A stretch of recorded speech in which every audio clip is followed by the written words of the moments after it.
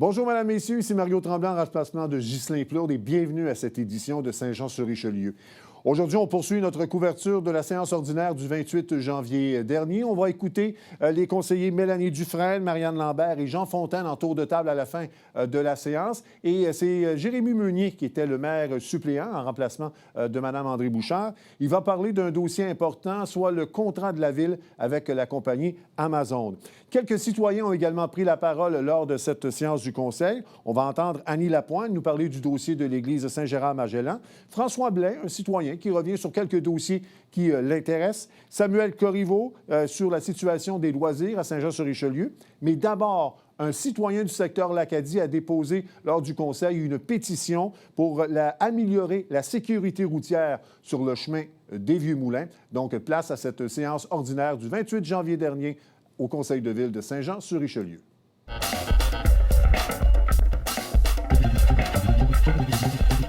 Bonsoir, M. Jetton. Oui, bonsoir, M. le maire suppléant, mesdames les conseillères, messieurs les conseillers. J'habite sur le chemin des Vieux-Moulins, dans le secteur de l'Acadie. Je suis déposé une pétition concernant la vitesse des véhicules sur le chemin des Vieux-Moulins. Donc, la vitesse réglementaire est 50 km/h. La vitesse réelle des véhicules, c'est en moyenne 70-80 km/h, avec des fois des pointes à 90-100. Et ce n'est pas juste la vitesse, c'est le comportement des automobilistes aussi. Il y a une intervention précédente où c'était mentionné, les gens conduisent dangereusement. Donc, dans certains cas, conduisent à grande vitesse, vont frôler des piétons, des cyclistes, sans faire d'efforts pour ralentir. Plusieurs personnes m'ont rapporté que les autobus scolaires se font doubler pendant qu'ils ont les clignotants en double. Donc, c'est vraiment pas rigolo. Puis, on voulait signaler aussi la présence importante des camions, même si les camions sont interdits, sauf pour leur circulation locale. On voit beaucoup de gros pick-up de construction avec des remorques de 25-30 pieds qui circulent. L'été, évidemment, beaucoup de caravanes qui ont la longueur d'un autobus scolaire. Donc, moi, dans ma définition, ce sont des camions. Donc, on ne sait pas pourquoi il n'y a pas d'application du règlement interdisant la circulation des camions. Qu'est-ce qu'il y avait d'autre aussi? En fait, ce qui est arrivé, c'est que je compare maintenant avec il y a 20 ans. Moi, je montrais à mes enfants comment faire du vélo sur le chemin des Vieux-Moulins. Donc, ça serait complètement impensable aujourd'hui. Donc, c'est devenu un raccourci très commode pour beaucoup de monde du secteur de Napierville, secteur du camping des Cèdres aussi. Donc, une augmentation importante du trafic, mais pas d'augmentation proportionnelle de la surveillance. Mais en fait, je pense que ce n'est pas juste un enjeu policier. Évidemment, il y a beaucoup de gens qui ont signé la pétition, 72 en tout, presque tout le monde, sauf 2 personnes, en fait, dont un qui déménageait. Puis, en fait, ce qu'ils disent, c'est qu'ils appellent les policiers. Dans certains cas, il y a une intervention ponctuelle. Dans d'autres cas, ils se font dire « Ah, ben vous ne devriez pas marcher sur le chemin des Vieux-Moulins, c'est trop dangereux. » Donc, on parlait tantôt du partage de la route. On dirait qu'il y a eu des campagnes là-dessus qui ont été oubliées sur le territoire de Saint-Jean-sur-Richelieu. Donc, une des possibilités, c'est faire comme d'autres municipalités, exiger qu'il y ait un espace de 1,5 mètre qui soit respecté entre les automobiles et les piétons et les cyclistes. C'est ça qui se fait à Saint-Jacques-les-Mineurs, Saint-Philippe-de-la-Prairie aussi. Et l'autre solution, évidemment, je pense que c'était beaucoup la discussion au début du mandat de ce groupe de conseillères et conseillers-ci, c'est de faire des aménagements pour faciliter justement le ralentissement, que ce soit des bollards en milieu de route, des dos-down, des épis pour élargir la route à certains endroits. Je pense que c'est pas juste une question de signalisation. Des fois, c'est une question de faire des aménagements qui font en sorte que il y a peut-être des gens qui vont se dire « Ah, ben raccourci du chemin des Vieux-Moulins, plus c'est intéressant que ça, finalement. » Donc, alors, je vais procéder au dépôt de la pétition. Merci beaucoup, M. Jetton. Puis, je peux vous dire qu'on a la préoccupation quand même. Je vais vous laisser les déposer.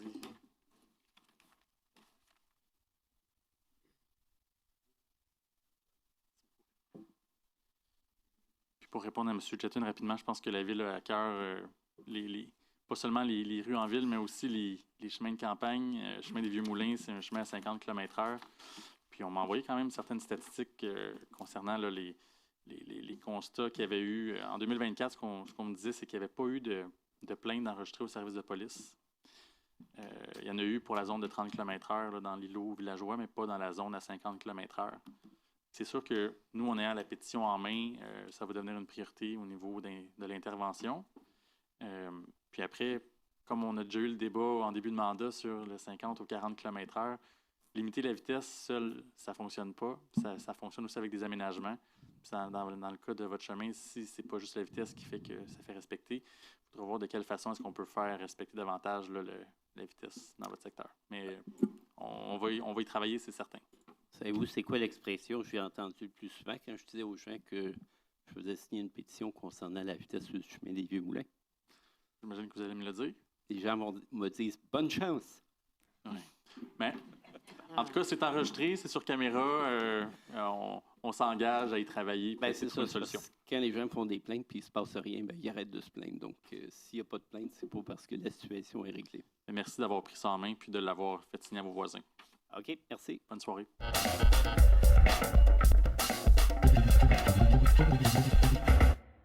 Bonsoir, M. Corriveau. Bonsoir à tous, Monsieur le maire suppléant, Monsieur, Madame les élus. Écoutez, bonne année. Je pense qu'on ne se l'est pas dit encore. C'est la première séance de cette année. Je viens vous voir aujourd'hui, en fait, parce que je pense que c'est là 2 séances environ. J'étais venu vous parler là, de l'état au niveau là, du loisir à Saint-Jean, que je trouvais qu'il y avait un manque de demande, un manque d'offres, en fait. Là. Je parlais beaucoup des activités festives à ce moment-là. Pardon? Non, rien. OK, parfait. Excuse-moi. Non, il n'y a pas de problème. Puis en fait, j'ai eu une situation similaire. En fait, là, le monde de mon district va le savoir, là, une des endroits très populaires l'hiver pour les gens, c'est l'usine d'épuration d'eau parce qu'il y a la magnifique montagne en arrière de l'usine qui est un grand espace où les gens peuvent aller glisser. En fait, ça fait quelques années déjà, là, on le sait, là, avec les hivers difficiles qu'on a, il arrive des situations où parfois il n'y a pas de neige qui s'accumule sur la montagne. Puis je sais que, bon, le secteur, c'est un centre et un pôle là, au niveau du loisir important pour le district. Puis je sais qu'à la ville de Saint-Jean, au niveau des 1000 roches, on a déjà une machine à neige qu'on utilise l'hiver pour venir arroser là, les pistes à Iberville pour que les gens puissent glisser. En fait, ma demande, c'était pour savoir, est-ce que cette machine à neige pourrait être aussi utilisée à l'usine d'épuration? Je sais que je vous en ai parlé rapidement tantôt là, à cette question-là, mais je pense que ça serait bénéfique là, pour les gens de Saint-Jean, étant donné qu'on a déjà l'équipement, puis je pense que ça serait simple là, de venir transférer l'équipement pour effectuer... J'ai la réponse pour vous. C'est probablement pas la réponse que vous souhaitez entendre. OK. Derrière l'usine d'épuration, là où il y a la butte, il y a beaucoup de gens qui vont glisser là l'hiver. C'est pas un site identifié par la ville de Saint-Jean comme étant un site hivernal pour pratiquer des sports, parce que c'est pas conforme en termes de normes. La ville le tolère, mais c'est pas un endroit qu'on entretient pour l'usage d'activités sportives, parce que ça respecte pas les normes. Donc, c'est un peu au risque et péril des gens qui utilisent l'espace. Mais on ne pourrait pas faire des aménagements avec un canon à neige pour un site qui n'est pas conforme, malheureusement. Je comprends. Mais en fait, peut-être à ce moment-là, ça serait dans les options de l'aide de la ville ou dans les ambitions de voir comment on pourrait soit mettre en norme ou permettre des activités de loisirs, parce que je pense que les gens l'utilisent déjà beaucoup. Je pense que ça serait à l'avantage de la ville s'il y a certains petits travaux ou au moins étudier le cas. Moi, je pense que ça mérite qu'on se pose la question. Puis je pense que M. Dubois, le directeur général, le prend en note. On va essayer de voir s'il y avait des choses qui n'étaient pas conformes, c'était quoi, puis s'il y a moyen d'y remédier, mais c'est une excellente question. Parfait. Bien, merci à vous, puis bonne année encore à tous. Merci beaucoup.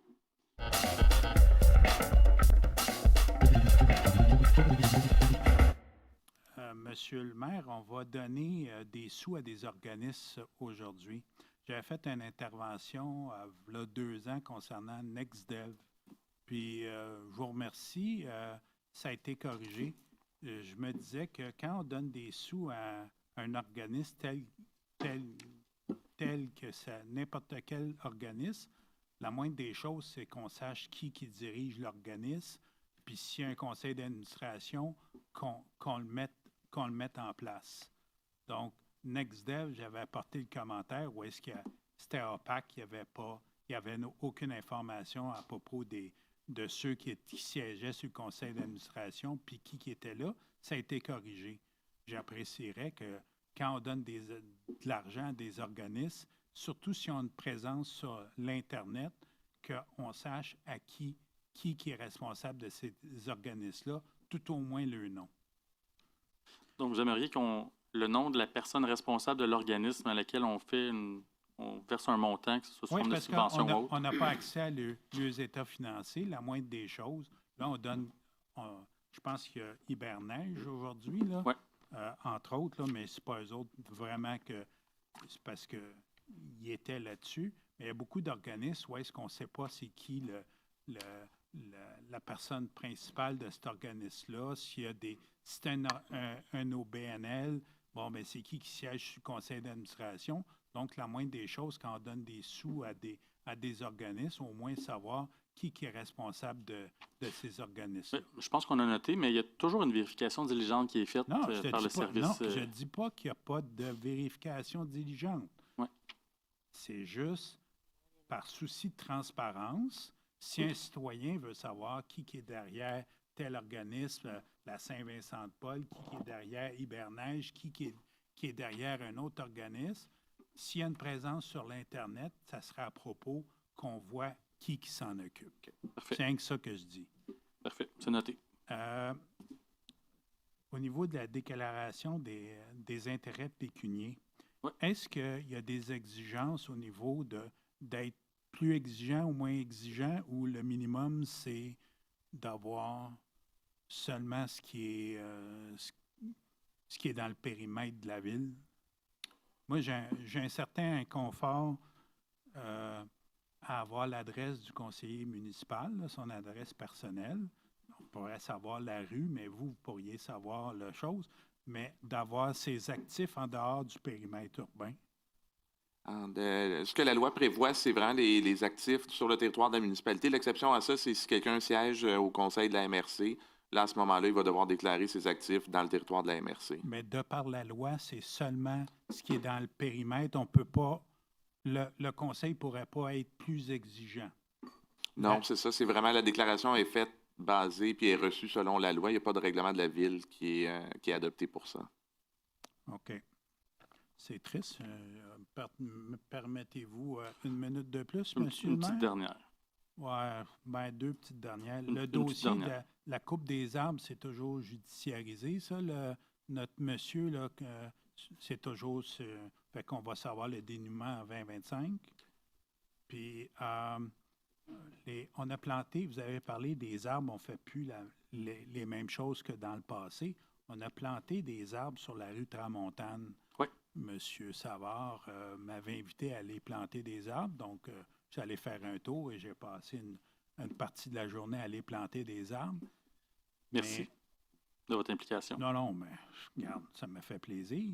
Mais y a-t-il possibilité de mettre en place, parce que c'est quand même une place qui est particulière, c'est au Grand Vent, y a-t-il possibilité soit faire un appel à tous ou sensibiliser les citoyens qui font face, qui ont le fond de cours et sur la plantation, de porter une attention particulière, parce que, tu sais, on demande aux citoyens de s'impliquer dans leur ville, mais on pourrait peut-être demander aux citoyens, regardez, là, quand il va faire chaud, là, vous tentez de tirer votre boyau d'arrosage, là, puis à essayer d'arroser les arbres qui sont vis-à-vis votre fond de terrain.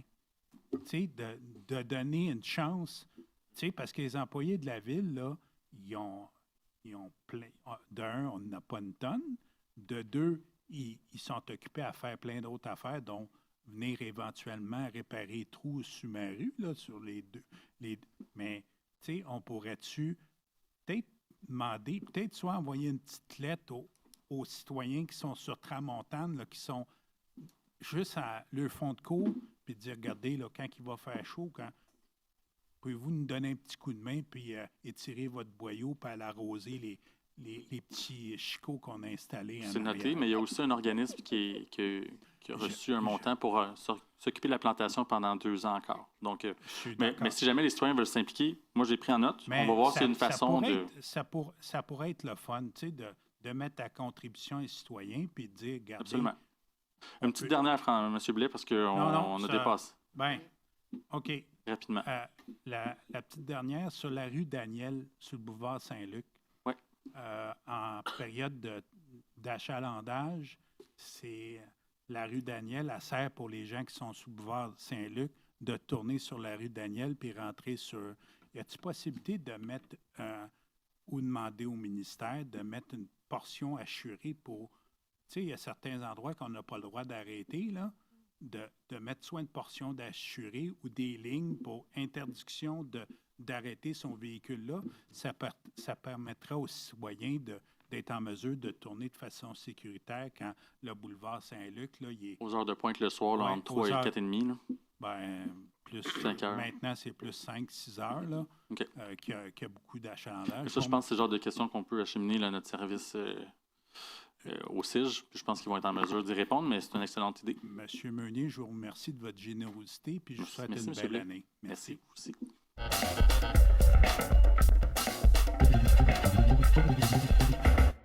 Bonsoir, Madame Lapointe. Moi, c'est concernant l'église. Prenez le temps de vous asseoir, puis vous vous rapprocherez du micro. Moi, c'est concernant l'église Saint-Gérard. Oui. Est-ce que vous avez pensé aux itinérants qu'on pourrait le localiser, là, vu que c'est un patrimoine qui appartient à tous? C'est une question qu'on nous a souvent posée. Il y a d'autres bâtiments aussi que les gens nous ont pointés. On se dit pourquoi est-ce qu'on n'utilise pas tel ou tel bâtiment? Il y a déjà des ressources qui sont organisées en ce moment là, pour la population, les gens en situation d'itinérance. Peut-être que, je ne sais pas, je ne veux pas te... Mélanie, est-ce que tu veux nous parler un peu des ressources actuelles pour les gens qui sont en situation d'itinérance? Ben, en fait, ils sont en train de regarder pour un nouvel endroit. Donc, Aussi. On prend votre proposition en note. Merci. Bienvenue, puis c'est parce que... Puis on n'a pas fini, hein, avec les augmentations de loyer, puis tout ça. On devrait faire promouvoir notre être humain avant tout, avant de passer l'argent, parce que... C'est certain, mais l'Église, elle ne nous appartient pas non plus. Hein. Vous savez, ça appartient à un Oui, ça promoteur privé. n'aurait pas dû être vendu, parce que ça appartient déjà au patrimoine. Fait que, en tout cas, Ouais. je trouve ça très dommage. Mais tu sais, l'important, c'est qu'on prenne soin de tous nos gens, ceux qui sont en situation de vulnérabilité aussi. C'est peut-être pas cette Église-là, mais il faut quand même être présent pour eux, puis on y travaille fort, fort. Merci. Merci à vous.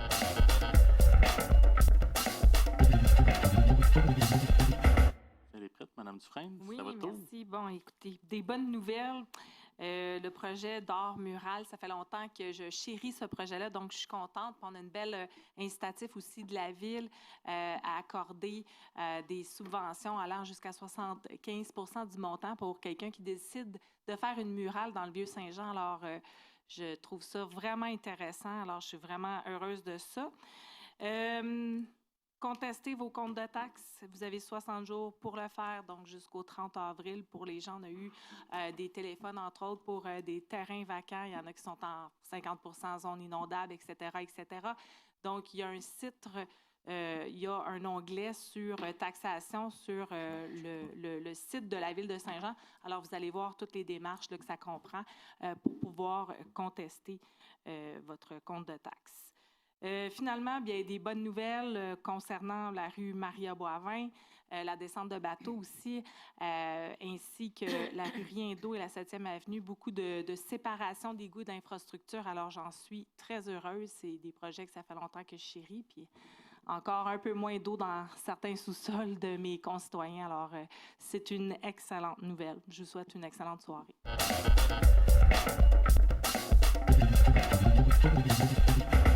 Donc, ce soir, je vais vous parler de l'Office municipal d'habitation au Richelieu. Ça fait un petit bout, je vous en ai pas parlé, alors je vais faire une mise à jour. Donc, on a une bonne nouvelle. L'Office est passé d'une catégorie 5 à 6 parce qu'on a eu une bonne augmentation de PSL. Et ça fait en sorte aussi qu'on a été capable d'avoir un 3e intervenant pour le programme SAL, qui est le service d'aide à la recherche de logement.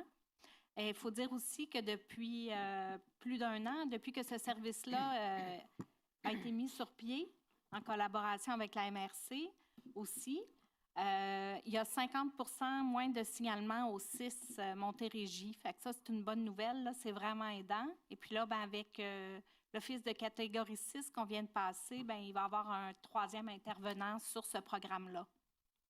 Donc, j'étais allée l'an passé à l'émission d'Éric Latour pour parler des enveloppes budgétaires qu'on avait réussi à avoir pour des programmes, pour des...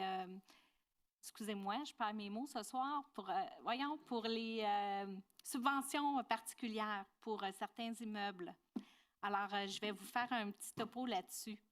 Donc, pour les travaux majeurs en cours qui étaient en 2024 et en voie d'être terminés, on avait eu un sinistre du 404 Gouin. Donc, les travaux sont complétés. Il nous reste l'inspection de nos professionnels à réaliser et les 4 logements devraient être remis à la location sous peu.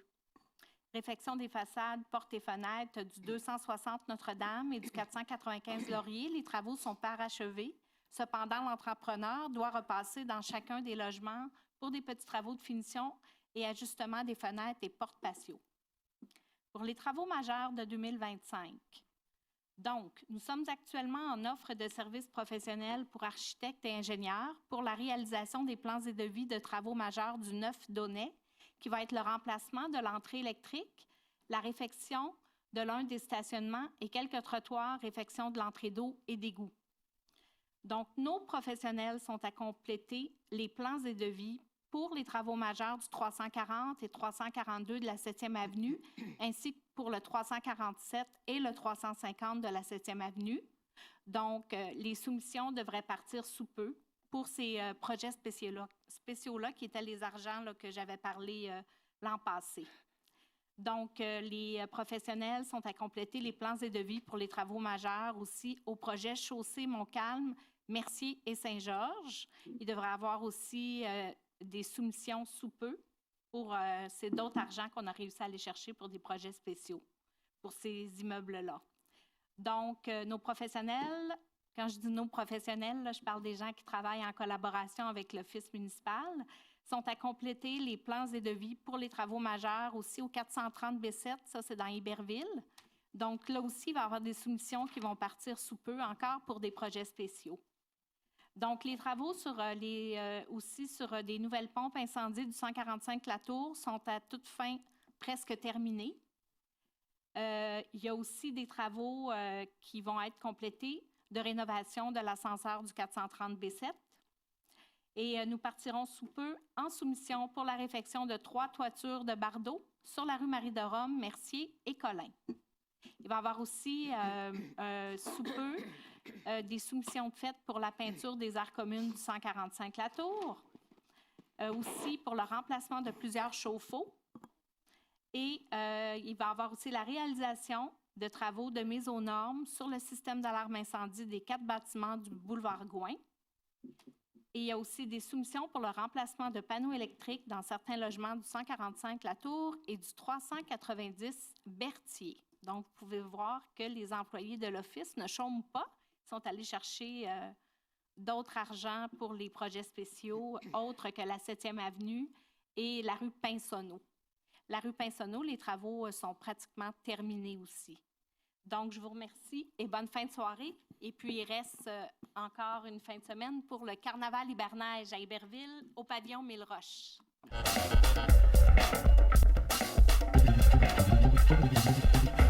Ce que je veux parler ce soir, là, j'avais 2 points, mais dont celui de l'hiver. Ça fait longtemps qu'on n'a pas eu un hiver au Québec. Puis c'est très intéressant, entre autres pour nos patinoires. Puis c'est ça que je veux parler, nos patinoires de quartier sont belles. Un peu moins pour la raquette, un peu moins pour le ski de fond. Il y a moins de neige au sol, mais pour le patin, ça tombe jamais en bas de 0. Il n'y a pas de pluie, pas de redoux. Donc, on est capable de conserver nos patinoires qu'on a. Alors, j'ai demandé à l'administration, j'ai un petit point qui m'a été soumis. Dans mon quartier, je ne sais pas si c'est la même chose dans les vôtres, chers collègues, mais puis j'en ai mentionné au caucus, c'est que les gens arrivent pour mettre leurs patins en dehors des heures où les chalets sont ouverts, donc il n'y a pas d'endroit pour mettre ses patins. C'est-à-dire qu'il y a un endroit, mais c'est dehors. Donc, j'ai demandé à l'administration si ça ne peut pas trouver une table à pique-nique, un petit banc qu'on pourrait rattacher, accrocher à nos bâtisses pour pas qu'ils se fassent voler, mais pour que les gens puissent attacher leurs patins au sec. Donc, pas nécessairement dans la neige. Je ne m'engage pas à le faire parce que on s'en vient tard dans l'année. Une administration municipale, ça ne se revire pas nécessairement sur un 10 cents, mais j'ai demandé de regarder et de faire l'effort. Si on peut le faire, tant mieux. Oui, je le sais. Si on peut le faire, tant mieux. Mais sinon, ce n'est pas la fin du monde. Mais j'ai à tout le moins fait la demande. Ouais, si ça se rend à bon entendeur, salut, comme on dit. Ouais, monsieur, arrêtez de me regarder, M. Dubois. Je vais faire du pouce sur ce que Mme Dufresne a dit. Les murales dans un centre-ville, c'est extraordinaire l'effet que ça peut faire. J'ai constamment dit depuis mes séjours ici au conseil municipal que le centre-ville, c'est l'âme d'une ville. Le centre-ville, c'est l'âme d'une ville. Plus un centre-ville est beau, plus un centre-ville est accueillant, plus on attire les touristes. L'art, c'est extraordinaire, tu sais. Puis, bon, est-ce qu'on peut avoir des murales du style Cohen à Montréal? Je pense pas. Il faut se comparer. Là. Je suis sûr que tout le monde sait de quel mural que je pense. Mais je suis allé il y a 2-3 ans à Midland. Midland, c'est une petite ville dans le nord de l'Ontario. Et peut-être 20-25 000 habitants. Puis, il y a, je pense, plus de murales au pied carré que de citoyens, à peu près. Donc, c'est de toute beauté. Tu rentres là, tu te dis, il se passe quelque chose dans cette ville-là.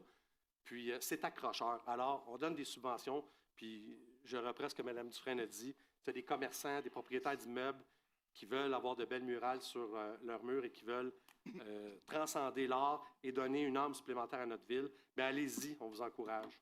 Voilà. Puis, je terminerai en disant à M. Meunier, félicitations pour votre séance. Merci. Vous avez présidé ça comme un king. J'essaie d'avoir des réponses. C'était très bon. Félicitations. Merci, M. Fontaine.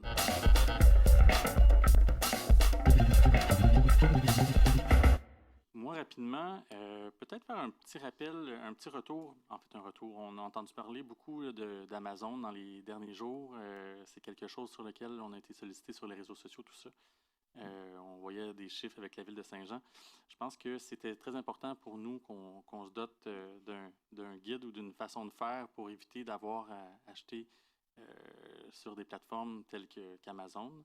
Donc, on va avoir un guide qui va entrer en vigueur dès le mois de février pour tout ce qui est les achats, les plus petits achats, pour éviter de faire affaire sur des plateformes comme Amazon. Je voulais quand même le spécifier parce que c'est important que nos entreprises, là, on ne sait pas ce qui nous attend après le 1er février. Je pense qu'on veut s'assurer que la ville fasse sa part également. Donc, quand on peut acheter local, on achète local. C'est hyper important pour nous.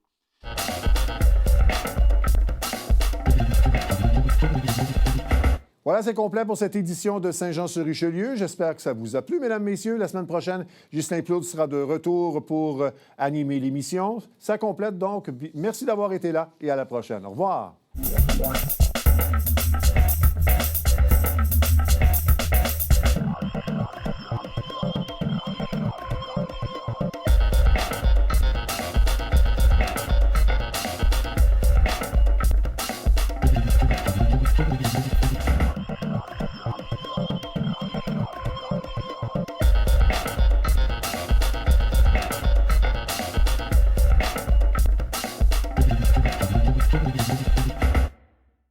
Salut, c'est Alexandre Baudouin. Et François Trépanier. Hey François, les gens me demandent tout le temps, Alex, quand est-ce que je peux te voir à la TV? La première de Sport Express, Alex, le jeudi 19h, et ça passe plusieurs fois en reprise, une dizaine de fois pendant la nuit, tout le temps. Manquez pas ça.